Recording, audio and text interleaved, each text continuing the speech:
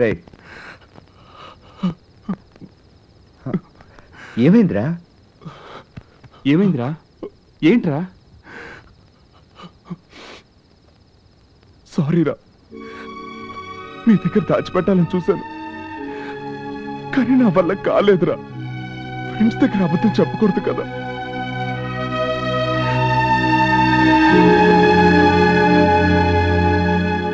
ఏంటి నువ్వు పాడతావా? ఏంట్రా 4 రోజులు నాతో ఉండగానే నీకు పాఠం వచ్చేసింది అనుకున్నావా? అసలు సంగీతం గురించి నీకేం తెలుసురా? రే, మా ఇంటి కుక్క కూడా నీకంటే అందంగా మురుగుతుందిరా. ఇక లాభలేదు. నీకు ఎప్పుడైతే ఇటువంటి ఆశ పుట్టిందో ఇక నువ్వు నా దగ్గర ఉండడానికి వీల్లేదు. వెళ్ళిపోయి ఇక్కడి నుంచి. డబ్బులు ఇవ్వలేదనో పనిలోంచి తీసేశారనో బాధ లేదురా, కానీ అసలు సంగీతం గురించి నీకేం తెలుసురా అని అడిగి ఎగతాళి చేశారు. నేను హైదరాబాద్ వచ్చినప్పటి నుంచి నాకు పాడడం వచ్చు అని కంపెనీలు తిరిగాను రా, కానీ ఏ ఒక్కడు కూడా ఏది ఒకసారి పాడు చూద్దాం అని కూడా అనలేదురా. ఎరా, మీరు విన్నారు కదా, నేను బాగానే పాడాను కదా, మరేంట్రా నా మొహం చూస్తే పాడేవాళ్ళ లేదా?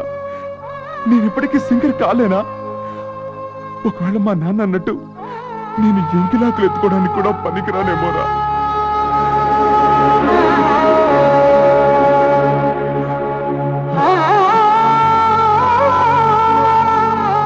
రే, నీ గురించి ఇతరులు ఏమనుకుంటున్నారనేది ముఖ్యం కాదురా, నీ గురించి నువ్వేమనుకుంటున్నావు అనేది ముఖ్యం.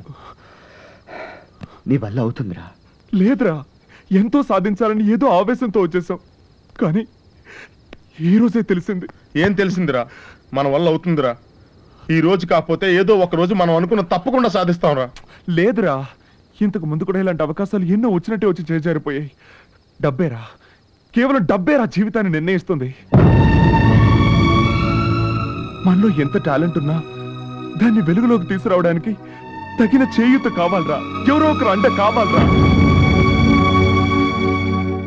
కష్టాల్లో ఉన్న ప్రతివాడికి తానే స్వయంగా వచ్చి సాయం చేయడం కుదరదు కాబట్టి ఆ దేవుడు అమ్మానాన్నని సృష్టించాడు.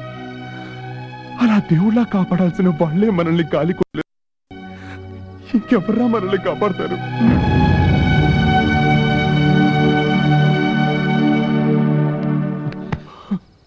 ఎందుకురా ఏదేదో మాట్లాడుతున్నావు? మేమంతా లేమా? ఇప్పుడు నువ్వు పాటల పోటీలో పాల్గొనాలి, అంతే కదా? నా బుక్స్ మొత్తం అమ్మేనా సరే నేను నీకు డబ్బిస్తాను రా. నేను కూడా ఒక విషయం దాచాను. ఇప్పటిదాకా ఈ నోటీసు బోర్డు మీద ఒక్క స్టూడెంట్ పేరు కూడా వ్రాయలేదు. కాలేజీ పరువు తీయడానికి వచ్చావు నువ్వు. అసలు ఫీజు కట్టలేని వాడివి నీకు చదువు ఎందుకురా? వెళ్ళవతలకి. Get lost. కాలేజ్ ఫీజు కట్టలేదా? నాకు ముందే ఎందుకు చెప్పలేదురా? చెప్తే పాపం నువ్వు మాత్రం ఏం చేస్తావురా? రే, నా తల తాకట్టు పెట్టానే నీకు డబ్బులు ఇస్తాను రా. రేపు నువ్వు కాలేజ్కి వెళ్తున్నావు. వద్దురా, ముందు నువ్వు పైకి రా. నువ్వు పెద్ద సింగర్ అయితే నన్ను చదివించవా ఏంటి?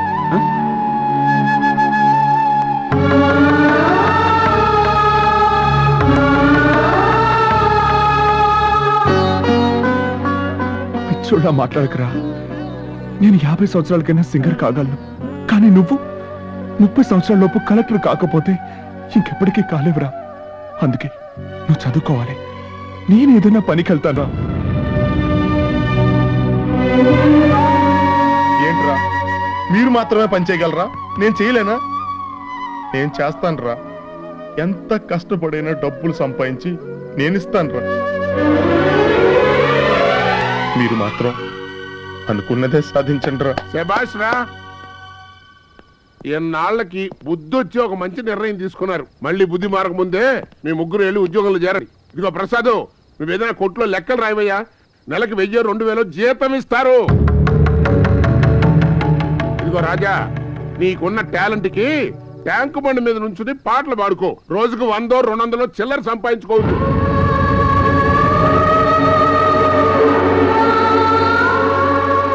ఏంటి చూసేవాడు ముష్టోడు అనుకుంటాడనా? ఎవడో ఏదో అనుకుంటాడనుకుంటే మన కడుపు నిండదు నాయనా. వాళ్ళని ముష్టెత్తుకోమంటావా? అసలు వాళ్ళ టాలెంట్ ఏంటో నీకు తెలుసా? మళ్ళీ ఇంకొక మాట మాట్లాడావో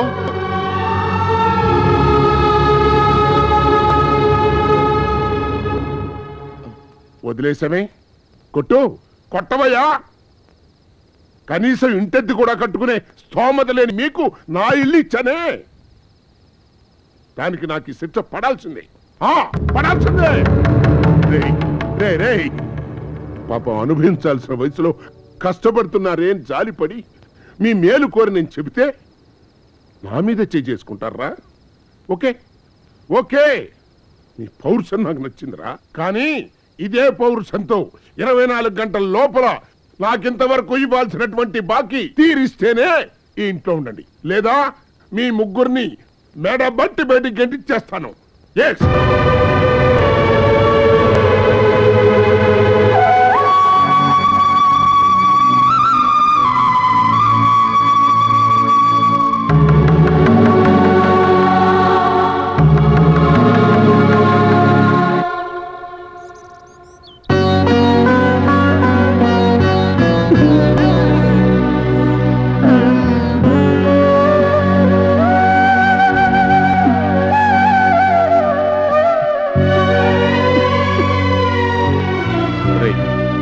ఏంట్రా ఇది? అయిపోయిందిరా, మొత్తం అయిపోయిందిరా. ఇంకెప్పుడు చదివి పేదవాడిగా పుట్టినవాడికి కోరికలే ఉండకూడదురా. రై పదండ్రా, వాన్ రుచి మెడ పట్టుకుని బయటికి గంటే లోపే వెళ్ళిపోదాం రండిరా. గణేష్ రా,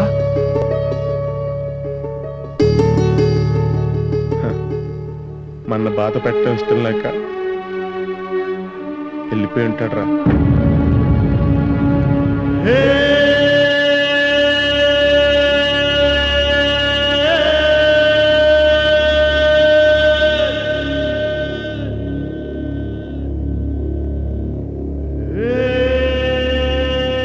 లేదురా, ఇంతకు ముందు కూడా ఇలాంటి అవకాశాలు ఎన్నో వచ్చినట్టే వచ్చి చేరిపోయాయి. డబ్బేరా, కేవలం డబ్బేరా జీవితాన్ని నిర్ణయిస్తుంది. మనలో ఎంత టాలెంట్ ఉన్నా దాన్ని వెలుగులోకి తీసుకురావడానికి తగిన చేయూత కావాలరా, ఎవరో ఒకరు అంటే కావాలరా. ఇదే పౌరుషంతో 24 గంటల లోపల నాకింతవరకు ఇవ్వాల్సినటువంటి బాకీ తీరిస్తేనే ఈ ఇంట్లో ఉండండి, లేదా మీ ముగ్గురిని మెడ బట్టి బయటికి గెలిపించేస్తాను. Yes, yes.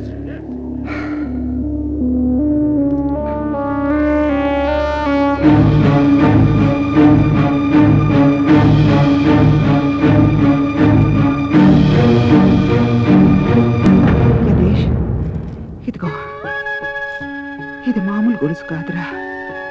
నా దృష్టిలో నువ్వు అమ్మ మెళ్ళలో కట్టాల్సిన మంగళసూత్రం. ఏ కష్టం వచ్చినా దీన్ని మాత్రం దూరం చేసుకోవద్దు, సరేనా?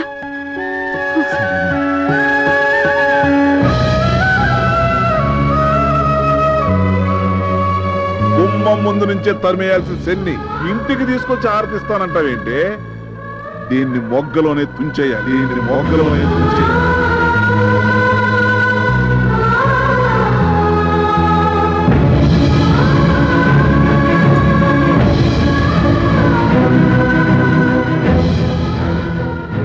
నన్ను క్షమించమ్మా,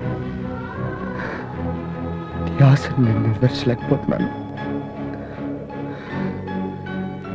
ఇది కలగా మిగిలిన నా ప్రేమ గుర్తుగా ఉండడం కంటే నా ఫ్రెండ్స్ భవిష్యత్తుకు పునాదిగా ఉండనే. అవునమ్మా, ప్రస్తుతం నా కంటికి కనిపించిన నా ప్రేమ కంటే నా కళ్ళ ముందున్న నా ఫ్రెండ్సే నాకు ముఖ్యం. నా ఫ్రెండ్సే నాకు ముఖ్యం.